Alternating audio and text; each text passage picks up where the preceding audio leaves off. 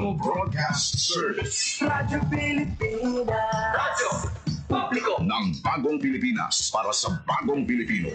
Naghahatid ng mahahalagang balita at impormasyon na guugnay ng pamahalaan sa sambayanan. Tulay sa himpapawid ng serbisyo publiko. Radyo Pilipinas. Radyo Publiko. Ang boses ng Pangulo. Sa Iloilo. Radyo Pilipinas. 585 AM. Oras sa Radyo Pilipinas, 1:00 sa hapon. Adlaw-adlaw, Lunes tugtog Biyernes, pagdulong sang mga balita. Hitabo, issue kag concern, may kaangtanan sa katilingban, sa kaayuhan, pati na ang sa ikaayong lawas. Halin sa mga concern sa mga bata, sang mga lamharon, nagadinalaga kag nagasinultiro, mga hamtong, professional man o mamumugon, mga tigulang, kabuhi kag paghimakas sang mga ginikanan para sa ila kabataan.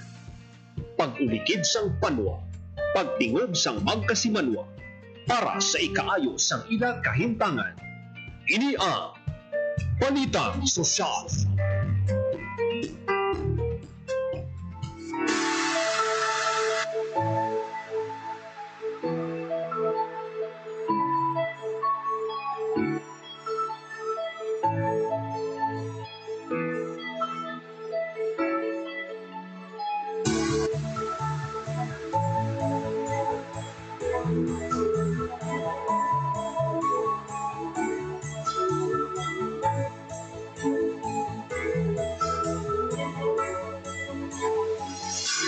Mayong hapon Pilipinas, mayong hapon Western Visayas, mayong hapon syudad kag probinsya sang Iloilo. Mga biyan adlaw kita subong sang Miyerkules, Oktubre 22, 2025. Sa kinaanda, ako ang inyo alagad, Marian Grace Aragata, and welcome sa aton nga programa, Balita Sosyal. Mamiyan sa aton nga pagpangalagad subong nga hapon, istoryahan naton ang paghiwato grand launching sang aton nga dinagyang Festival 2026. Patunuman ninyo no, last October 19 ang naghiwat sang launch dito sa Manila or national launch. Pero mga biyan diri sa aton sa Iloilo, iwaton ang grand launching subong nga October 22. Lasa is karon sa gabi. Gani no makaupo naton later on ang aton nga Executive Director sa Iloilo Festivals Foundation Incorporated, si Ma'am Joyce Clavicilla. Si baluon naton ano ang mga balantayan sa 2026 dinagyang festival. Nagsubong man mga biyan nga hapon istoryahan taman na pagbisita sang aton nga Secretary DSWD, Secretary Rex Gatchalian sa Capiz kahapon. Nagibaluon tanong kung ano na ang mga assistance nga napanabot sa mga pamilya nga apektado sang naglabay nga Bagyo Rami over the weekend. For the meantime mga biyan, magakuha kita na isang pinaka-latest nga weather update paupo lang aton nga Pag-asa Iloilo.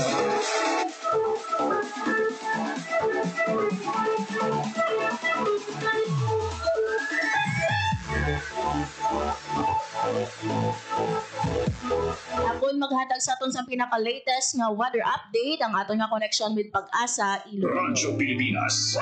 Sa atong piyakanin niya si Ma'am Lenore Silvestre. Ma'am Lenore, maayong hapon sa imo. Hi, hello everyone. Maayong hapon. Muli ang ating latest weather update para sa subong adlaw Wednesday, October 22, 2025. As of 10 a.m. pa din ng aga, ang ginamonitor natin ng LPA ay nag-develop na intertropical depression ng Bagyo. Tagpangalanan natin ini nga si Bagyong Salome.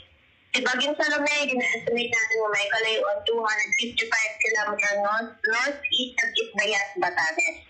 May maximum sustained winds nga 55 km per hour near the center, kag-gustiness na up to 90 km. Kag-gustiness na up to 70 km per hour. Ang iyang hulam ay pa-southwest more than 15 km per hour. Kaso sa ating mga calendar city outlook sa Bagyong Salome, posible na magpalapit or mag-landfall sa may Batanes between tonight to tomorrow early morning. Kag magagawa man sa atin na Philippine Area of Responsibility sa Friday afternoon or evening. Samtang Intertropical Convergence Zone or ITCZ nag-affect sa may Mindanao. Easterlies naman ang nag-affect sa may eastern section ng Luzon, Tag, Visayas. Dito sa Western Visayas, magka-experience na sa magulubad-uman, sa tagbabal-uman ng palangatan na may mga isolated na pag-ulan sa ngalatid panagoob tungkol sa mga localized thunderstorms. Sa light na moderate naman ang hangin natin na maghahalin sa direksyon northeast. Ang magadalas ang makanay tagdaw makasarali pagbalad sa ating kanagatan. Forecast temperature natin generally sa 25 to 32 degrees Celsius. Ang adlaw nagbutla ka ng 5 to 39 a.m. pagbagatulad ini 5 to 29 p.m. karon sa hapon. Pag muli ang ating latest weather update, halimbirit may Iloilo Doppler weather station. Ako si Minor Master, Madam Olivia, salamat. Yes, Ma'am Minor, ining bagyo no nga si Salome apektado bala kita diri sa Western Visayas? Hindi ka natin apektado ni bagyo sa Salome. Pero ma'am, may mga times kita no nga nag-experiensya kita sa pag-ulan-ulan. Ano ang rason siniya Ma'am Lenore? Mga localized thunderstorms lang or mga isolated regional thunderstorms. Ma'am, parehos no sa naglabay nga Bagyo Ramil, lauman bala naton nga ang ini nga si Bagyo Salome, posible Ma'am Lenore ha, posible makadala sa amo sadto kabastog nga pag-ulan to the point no nga may ara kita sa mga kautunan especially sa kapis ang tumanggi nga naapektuhan bangon nga nagsulod ang tubig baha sa ilang mga panimalay and even sa aton nga mga schools. Well, si Bagyong Salome naman, hindi meron siya maka-affect with sa Western Visayas.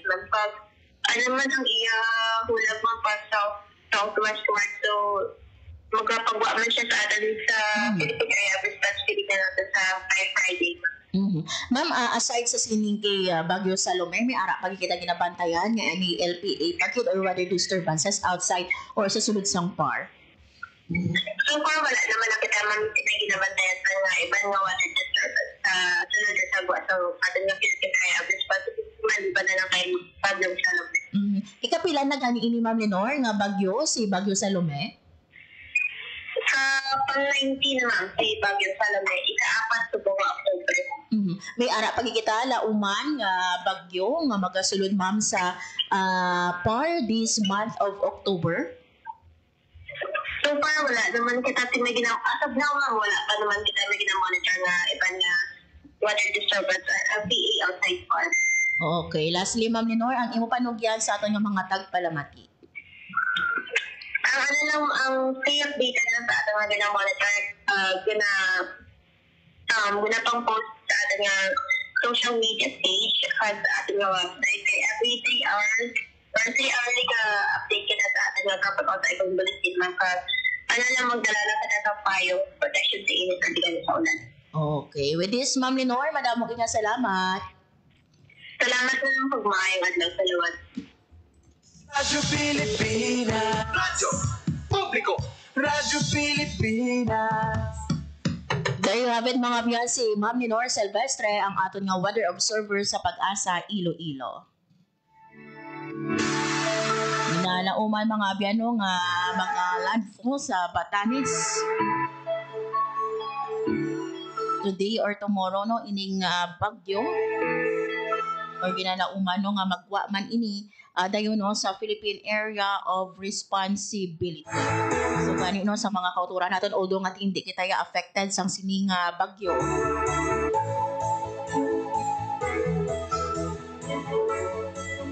May mga areas kita diri no nga ginaulan.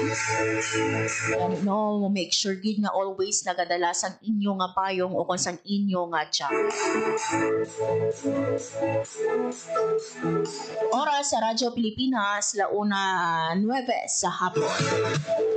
As mentioned earlier, mga biyanon sa aton nga pagpangalagad, istoryahan naton ang paghiwaton nga grand launching sa Iloilo Dinagyang Festival 2026. I'm sure na excited na kamo. Dahil kayo muna mabalaan kung ano bala ang mga nakalinyada nga activities natin. Hindi lang ini nga isa ka bulan nga aktibidad mga abiyan. As early as November, no? May ara na kita sa mga naka-line up nga activities. Even December, no? Para lang sa ulugon natin ang Dinagyang Festival. Of course, ang highlight sa bulan sang Enero. Later on, mga biyan, makaupod nato ng ato nga Executive Director, Ma'am Joyce Clavisillas, sang IFFI, istoryahan nato no ang mga activities lined up for the Dinagyang Festival 2026. Kung madumduan ko no sa last nato nga interview sa isa no sa mga creative directors sang Dinagyang, isa ka suggestion nga apart no sa diri sa area nato sa city proper ang venue sang ato nga street dancing gina-propose no didto sa Iloilo Sports Complex. So ibaluon nato kung ini bala matigayon or if hindi may ara bala nga mga activities outside Iloilo City kung sa diin nga mga kauturan nato nga halin sa iban nga mga probinsya or sa province of Iloilo. Hindi na kinahanglan magpa-downtown, maglakat, mag-walkathon para nga makalantaw sa mga activities within the city proper o sa Mandurriao District. Kung subong man mga abyan mo, ginmasya ko magkaina nga makaupod man nato ang aton nga Information Officer sa Disaster Response Management Division sa DSWD6. Ibaloon nato na pagbisita sa aton nga Tiglikom. Kahapon no, sa probinsya sang Capiz, si Secretary Rex Gatchalian. Ang mga assistants naging palabot man ni Secretary Gatchalian. Sinitan ng mga biyan, bantayan sa pagbalik sa programa Balita Sosyal.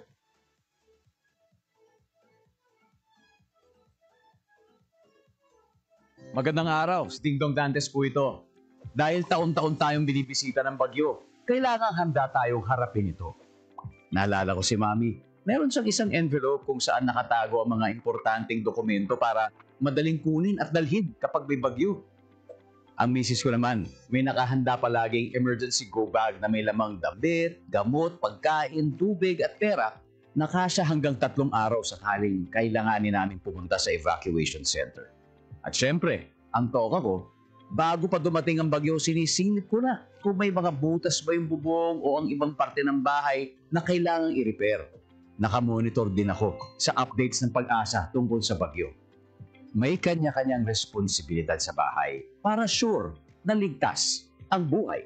Dahil #panatag ang may alam. Maging panatag, Pilipinas. Time to celebrate kulturang Pinoy. Tradisyon, musika, sining, literatura at iba pa. Anything and everything fun and Filipino. Ito ang Pinoy Kultura.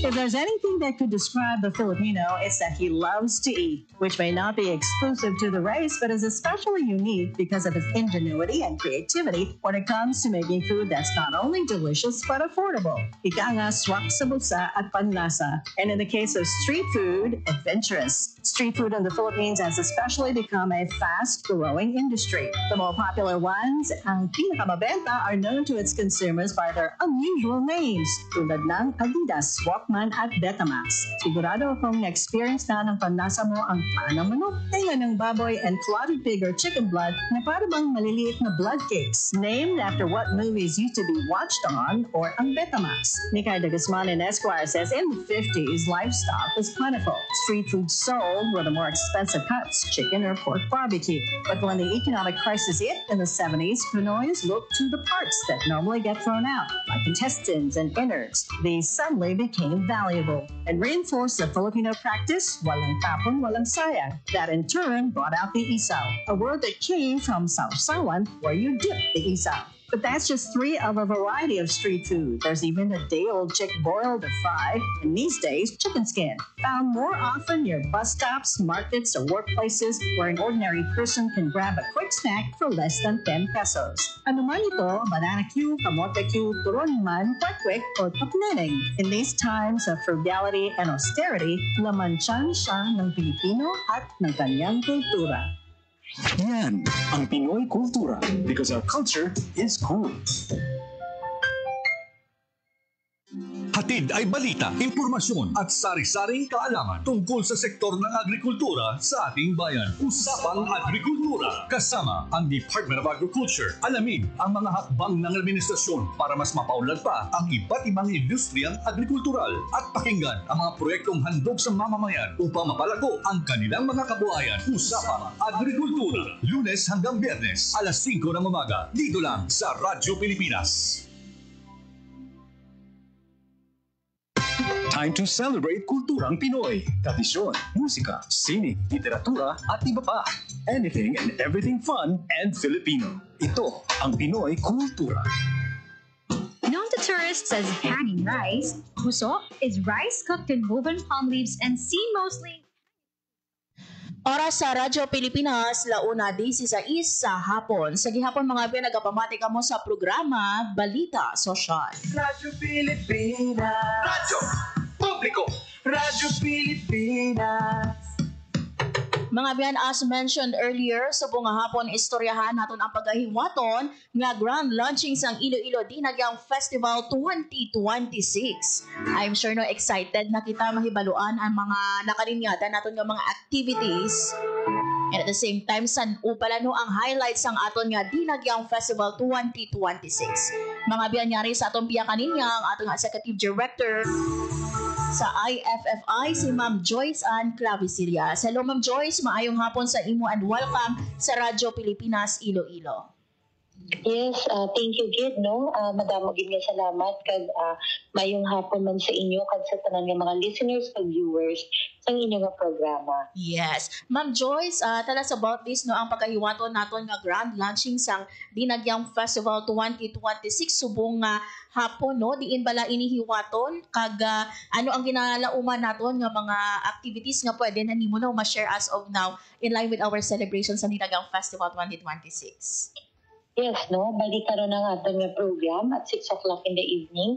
Bukas ini sa tanan, no? Sa aton nga mga kauturan sa mga luyag maglantaw. So, ang matabo karon, aton na ipakilala, no? Ang mga tribo nga official na mangin na kabahin, no? Sa Dinagyang Festival 2026. So, we have 7 tribes all in all, no? Nga magapasundayag, magahatag ng teaser performance, no? Para karon and mahibaluan naman nato ng official nga tema sa Dinagyang Festival 2026, no? And of course, the dates, no? Kung saan nga ito mangin highlight para sa masunod naman nga tuig. Yes. Ma'am Joyce, balikan ko lang sa aton nga 7 tribes. This will be community-based or school-based kita, Ma'am Joyce? Mix ini siya. So, may ara kita school-based and may ara man kita sa community-based. So, amuning balantayan, ito may mga bago kita nga mga tribo. And at the same time, ang mga aton nga mga ginakalang-kagan nga mga tribo ara sa gihapon. So, inisa na, no? Bantayan karon sa aton mga tumuluyo. Yes. And sa aton man nga kasadyahan, will this be a partnership between IFFI and ang aton sa gihapon nga provincial government? Yes, no? Still partnership for 2026 ang aton nga kasadyahan will be managed sa gihapon no? Sa aton nga Iloilo Provincial Government. So we had an initial talk. I think naka-visit kami kay Gov sa, if I'm not mistaken, sometime in August, no? To formalize na the plan, no? And then nag-isirihanay man kita sa Piluwas ang province, no? Pertaining to kasadyahan. So very soon man, no? After this, sunod-sunod na ini by November or December, mahibaluan naman natin kung sino mga official, no, ng mga participants sa kasadyahan sa Kabanwahanan from Iloilo Province. Yes. Ma'am Joyce, ano ang pila sa mga balantayan nato, no? Basi pwede kita kahatang. Bisan, balantayan lang ang mga activities apart sa ato nga street dancing. Ano pagit ang mga activities nga nakalinyada for our Dinagyang Festival? Of course, for the second year, no, ang aton nga illumination, we will still be inviting ang aton nga mga lighted festivals, no, coming from the different provinces, no, dito sa Pilipinas. Kaya nakita na natin nga naging successful ng unang nga run natin sa illumination nga may ara kita mga participants coming from other festivals, no, from the Philippines.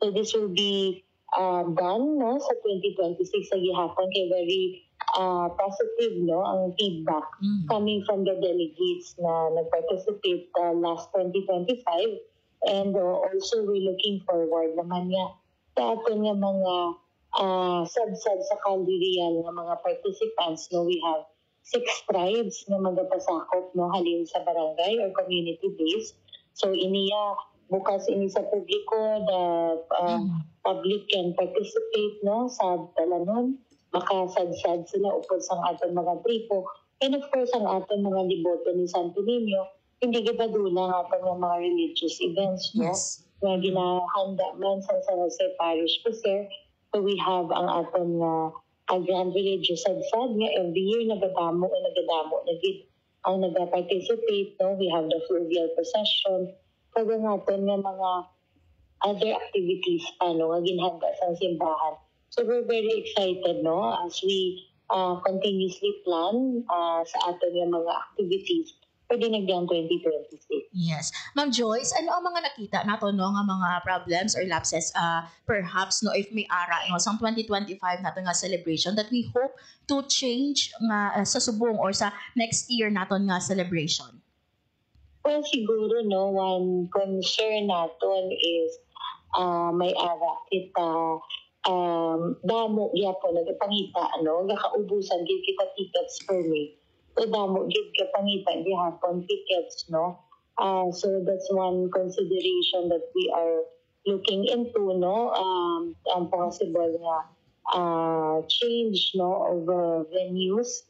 But we are finalizing on that matter. And then, second, of course, well, in terms of security naman, no, we're very thankful na wala kita sa major security concern, but nevertheless, ang aton nga security group or security committee, of course, headed by the Philippine National Police, nagapanghanda man sila, no? As always, ginahandaan nila to ensure, no, ang tanan ng mga festival goers natin are safe no whenever they are here sa Iloilo City. Other concerns pa natin, of course ang basura, that's one thing no. That's why ang aton nga mga although ang aton mga event organizers have been briefed no sa mga protocol, sa mga pamaagi paano ihaboy ang basura, and in fairness to them no nagasunod man ang aton nga mga ang mga kiosk owners naton sa food festival. But siguro we want really to campaign no sa aton nga mga festival goers kita mismo nga mga pumuluyo to also do the same no kahit hindi lang papel sa organizers, for the organizers are also they play a major role no to ensure the cleanliness ang aton palibot. Nako gid nga bagay nga kita mismo no nga nagalagaw sa aton nga mga festival. We have to also discipline ourselves no and instill siguro nga dapat hindi natin paliguan ang aton nga syudad. The very purpose gani nga naghiwat ito sa festival is para magsinadya kita para hindi no nga maghatag sa problema especially sa aton nga mga keepers no sa aton GSO. Kahit as much as possible gusto natin ma-minimize no ining paglaptas ang basura during the festival. Yes. Ma'am Joy, speaking of venues, no, possibly ayhan may ara kita sa mga activities outside city proper, not only sa Mandurriao district nga pagahiwaton or venues ang aton nga mga major events? Yes, no, we're considering that. Isa ina sa mga major consideration natin no to consider ang larger venues no para especially sa aton nga tribes competition. So we're just talking finalizing lang no sa pagpakig-istorya sa pila pa ka mga stakeholders no in order for us to really finalize the venues kay nakita naton nga kadako na gid no sa sang demand no sa mga gusto gid maglantaw kag makasaksi although nagahiwat man sang street dancing ang aton nga mga tribo para at least bisan sa dalan no makalantaw ang aton nga mga pumuluyo and yes dako gyapon ang demand no nga gusto gid nila maglantaw sa mga performance areas o sa mga judging areas. Yes. So we will keep everyone posted, no? Sa sining mga possible changes. Yes, it's good to know, ma'am, no, nga the IFFI is taking into consideration sa siniman, no, nga mga problems. So, ito nakita natin kiti madamo sa mga, especially mga balikbayans natin, even mga tourists natin, ang luya gid maglantaw. Unfortunately, no, on the day gid mismo sa highlights ng aton nga Dinagyang Festival, wala na kita sang nabili nga ticket or kulang, no, ang aton nga ticket or gamay ang venue, no, not enough to accommodate sang ibang pagingaluyag maglantaw. Ma'am, nag-launch, may ara makita sang launching, national launching sa Dinagyang Festival. This is the first time or sang naghiwat kita sa national launch naton? Yes, for IFFI, no, this is our first time, no.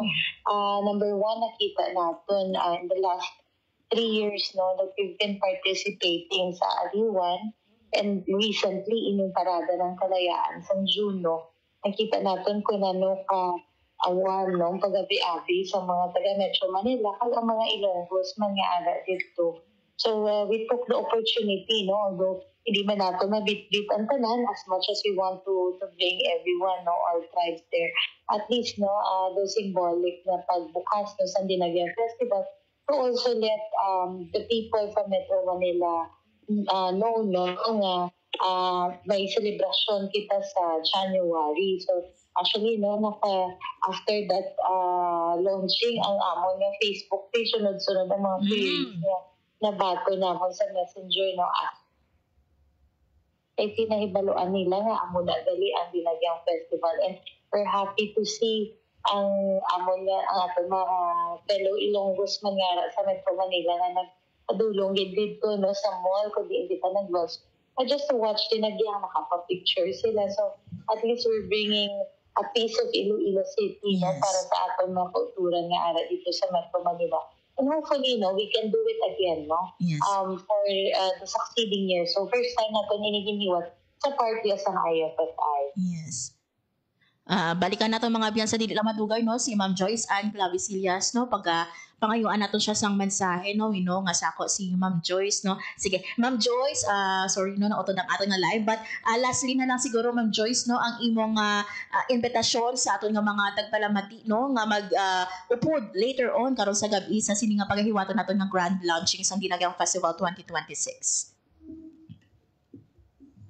Aton nga mga kauturan, no, from different parts of Iloilo and even outside Iloilo, ang footage na makapamasyar karon, no, at 6 o'clock in the evening sa SM City Iloilo South Point. So sa outdoor ini siya to accommodate more people na gusto maglantaw.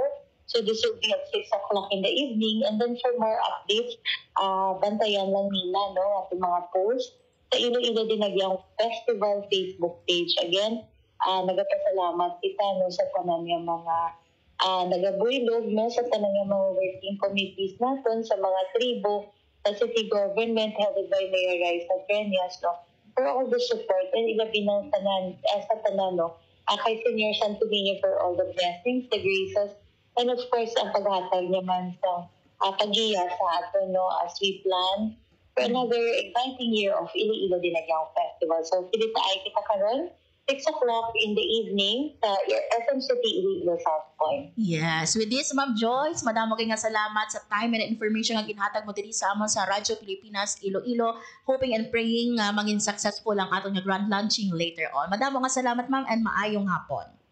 Thank you. Radyo Pilipinas. Radyo Publiko. Radyo Pilipinas. There you have it, mga biyan. Ma'am Joyce Ann Clavisillas, ang ato nung Executive Director sa Iloilo Festivals Foundations Incorporated, sa iyaman nung impetasyon sa aton later on para sa hiwaton nato nga grand launching sa Iloilo Dinagyang Festival 2026 sa SM City, Iloilo South Point.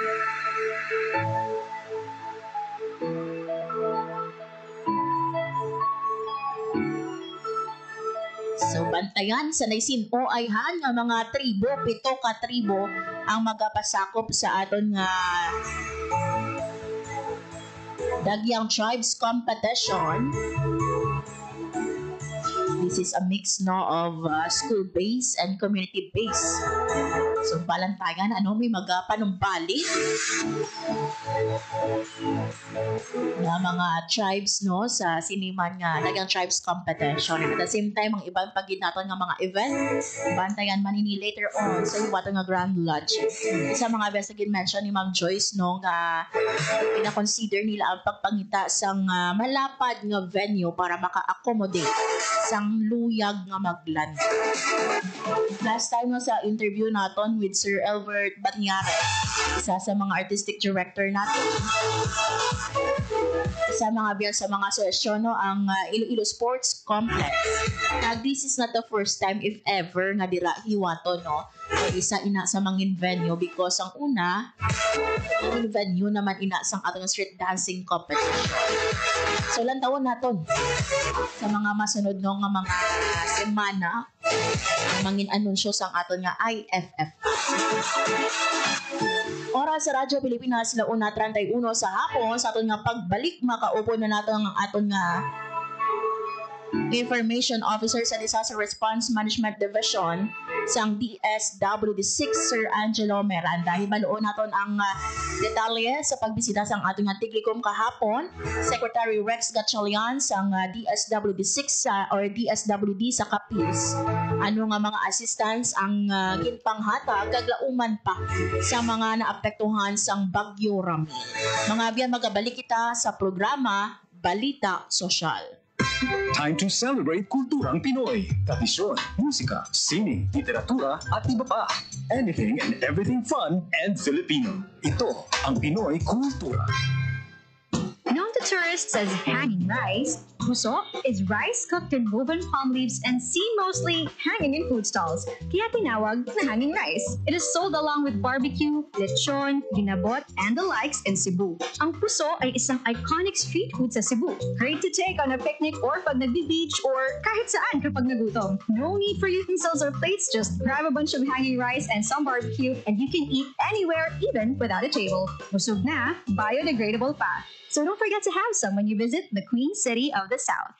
Yan ang Pinoy Kultura because our culture is cool.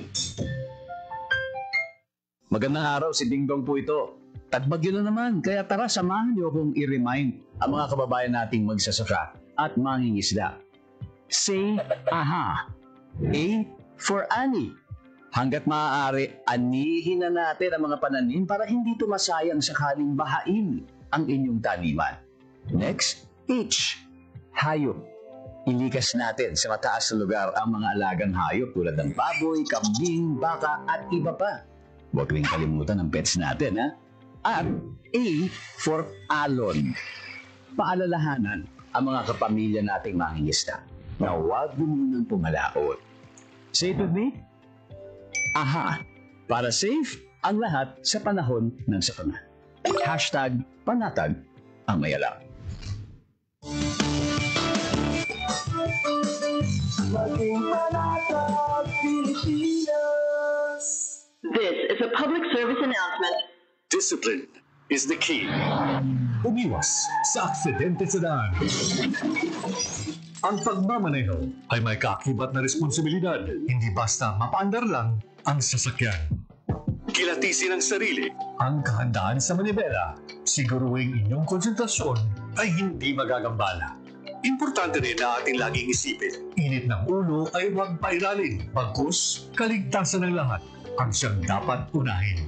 Isang mahalagang paalala mula sa Presidential Broadcast Service at Radyo Pilipinas, Radyo Publiko, 738. This is a public service announcement. Public service announcement from PBS, Presidential Broadcast Service at Radyo Pilipinas, Radyo Publiko, 738. Oras sa Radyo Pilipinas, 1:34 sa hapon. Radyo Pilipinas. Radyo Publiko. Radyo Pilipinas. Sa gihapon mga ben, nagatutuka mo sa programa Balita Sosyal sa Radyo Pilipinas. Iloilo ka ako ang inyong alagad, Marian Grace Aranyata. Kahapon mga ben, nagbisita ang aton nga Secretary sa Department of Social Welfare and Development, si Secretary Rex Gatchalian, sa mga kauturan natin dira sa probinsya sang Capiz nga naapektuhan sang Bagyo Ramil. Pila mga biyano sa iyang gin-mention during the press conference is that ang iyang pagpasali nga hindi magpabaya ang DSWD tugtog nga maka-recover ang mga naapektuhan sa digman inino sa instruction ni Presidente Ferdinand R. Marcos Jr.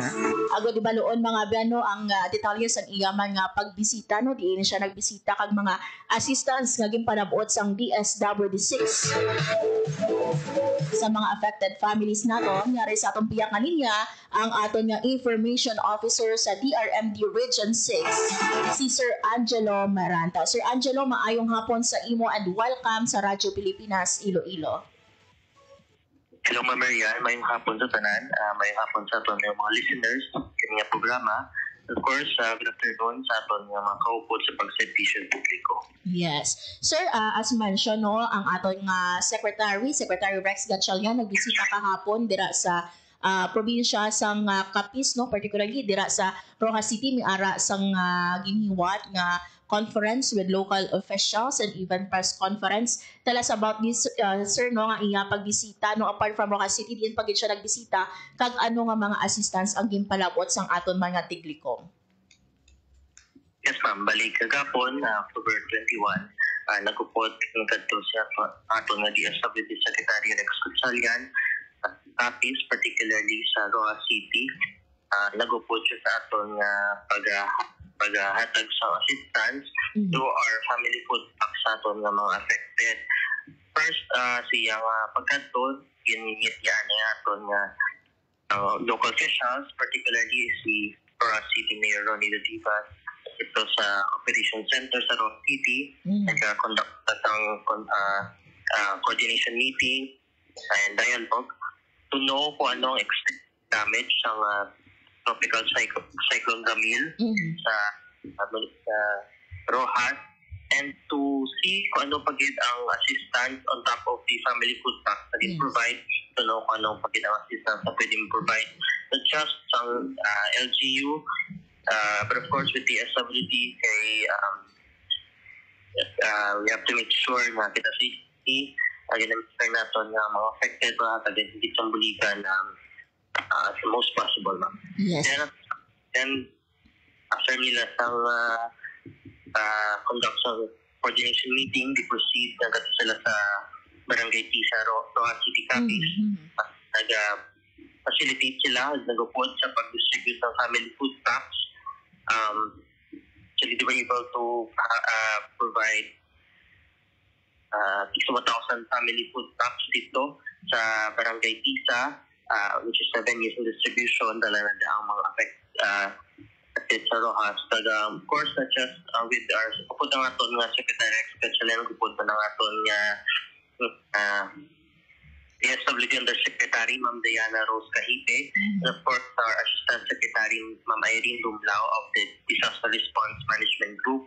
Kaupod pa of course ang aton nga OIC Regional Director Sir Rosilito G. Estember, ang aton nga Assistant Regional Director for Operations Ma'am Catherine Joy Lamprea, kag of course ang aton nga DRMD or Disaster Response Management Division Chief Erlene L. Garcia kag bugos sa personal DSWD team to facilitate and assist sa paghatag sa assistance sa aton nga mga affected. And of course, after that, nag-proceed man sila, nagkato sila sa may capital. They met Governor Ferdinand Castro, coordination meeting, of course, with other mayors to know kung other further assistance may provide for the affected. And after that, nagkato man sila sa Panay Capiz. Dito sila they were able to assist sa pag-distribute ng almost 6,000 na family food packs. And of course, until now, ongoing pagyaton ang aton pag-provide dito nila. Kaya lastly, nagkanto si Secretary Rex Gatchalian sa Pontevedra Capiz. Nag-visit man siya dito sa aton mga IDPs na nag-stay sa may Pontevedra Civic Center in check ng mga situation sa mga IDPs naton, particularly naton ng mga child IDPs. Nag-upod man si SEC sa pag-distribute ng a total of 1,830 family food packs. But of course, ang aton nga sa tubongga, sige-sige mangyapon ang aton pag-distribute kay i-insign ni sa mga mandato na just ang aton secretary, but of course ang aton nga President Bongbong Marcos Jr. to continue ang pag-provide sa assistance in any way possible pinagi sa family food packs and of course our ready-to-eat food items to ensure na tanan affected including our IDPs or displaced persons families naton get near sa evacuation centers sa aton nga ang displaced get near although wala sila sa evacuation centers but then again kala sila affected is our magaan gid sa assistance kaga sa ini ka measure na ginobra sa agency to make sure na mapalakot ang bulig sa mga pumuloy ang naapektuhan sa sini nga tropical cyclone. Yes. Sir, I heard ang aton nga DSWD maghahatag sa financial assistance or naghatag sa financial assistance sa isa nga nagtaliwan sa Rojas City. Yes, ma'am. Through gin-facilitate nato ang paghatag sa cash assistance sa isa ka affected naton nga resident sa Barangay Tisa through our AIC or Assistance to Individual Crisis Situation nga assistance. Sir, sa mga affected na apektuhan sa ang Sir and Joshua Balcos nephew sang nagdaliwan sa pagbinaha sa may Barangay Tisa. Yes. Sir, sa kabilugan, mga pila na ang assistance na napalabot nato no sa mga affected families naton and as of now pila pa ang nagatindihan sa aton nga mga evacuation center? Well, as of this reporting kagina, mga 4 a.m. nagpagwa kita sa nagdodromit naton and we were able to consolidate data and from that data meron kita sa total pang 55,138 affected families. Out 53,138 families and or 193,426 affected persons sa 318 affected barangay. From this number, mayroon na lang kita sa 131 nga internally displaced persons or 131 internally displaced families na nag-stay sa evacuation centers so 392 persons. Sa 5 na delete open pang evacuation centers. And mayroon kita 6 families or 30 persons na affected pero temporarily stay with their families or friends or outside evacuation centers. Yes. And sa mga assistance naton sir, no, ano na ang mga napalabot naton nga assistance no since sang onset sang aton man nga Bagyo Ramil? Yes, ma'am. Bali, kita sa DSWD were able to provide a total of 23,865,392.52 worth of assistance provided dala nati ang aton family food packs na worth 22 million kadang aton na ready to eat food items nga 1 million. If we're going to refer naman nila sa aton na assistance sa provide sa copies, we're able to provide of course distribute the family food packs sa LGU San Cuartero, Dao, Maayon, Mamtao, Panay, Pontevedra, City, and of course Sigma. And these information i-reflect naman yung sa Gromit report which we'll be sharing of course for public, of course para malang sa publiko kung di nga may LGU ang labot ang aton assistance. Yes. Sir, last time sa interview ko no, may ara kita nga ginalauman nga maabot diri sa Western Visayas nga 10,000 family food packs sa sa aton nga Visayas Disaster Cluster. So nag-abot na ini siya Sir Angelo? Yes ma'am, nakaabot na niya ito niya additional 10,000 family food packs.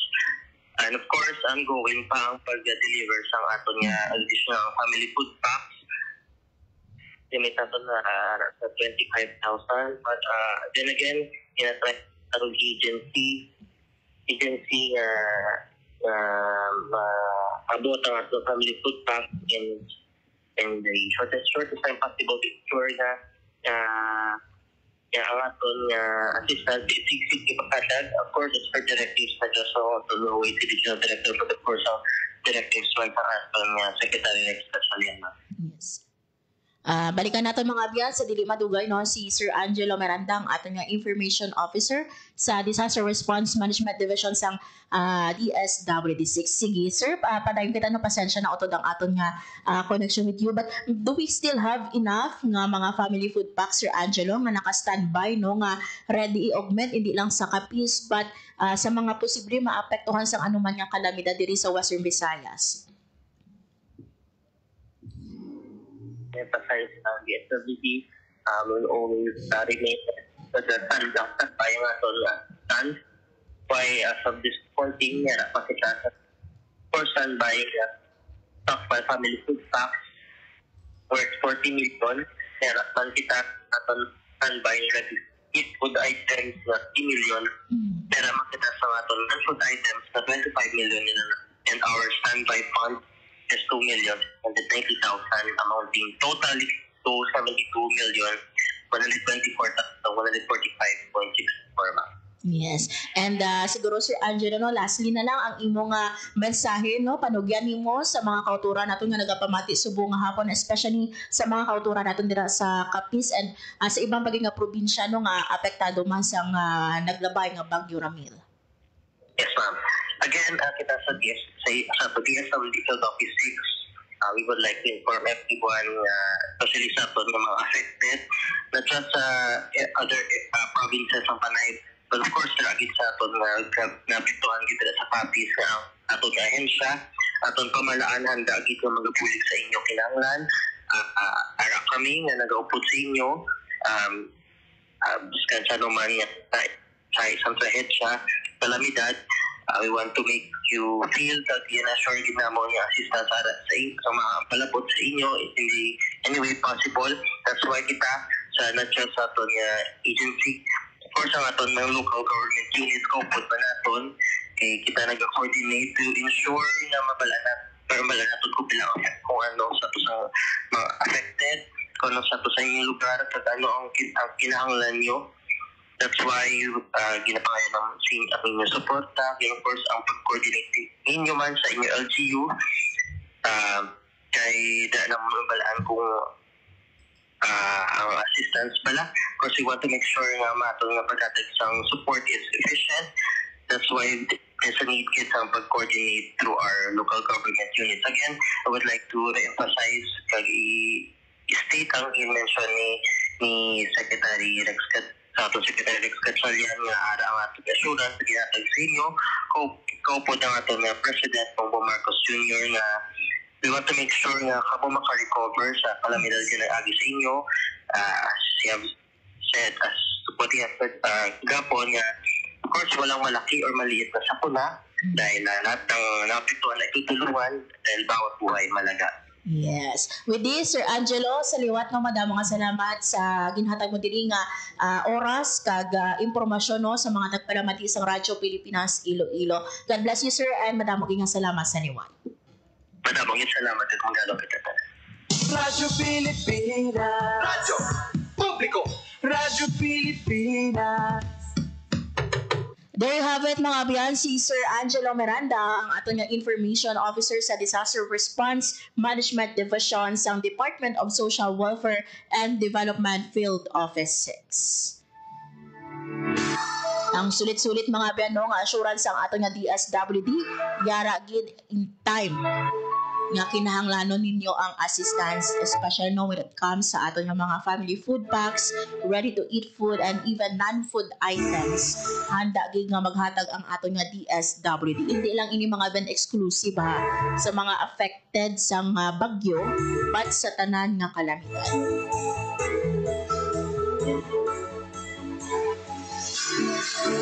So nakahatag na ang DSWD6 ang masobra sa 23 million pesos nga assistance as of October 22 at 4 a.m.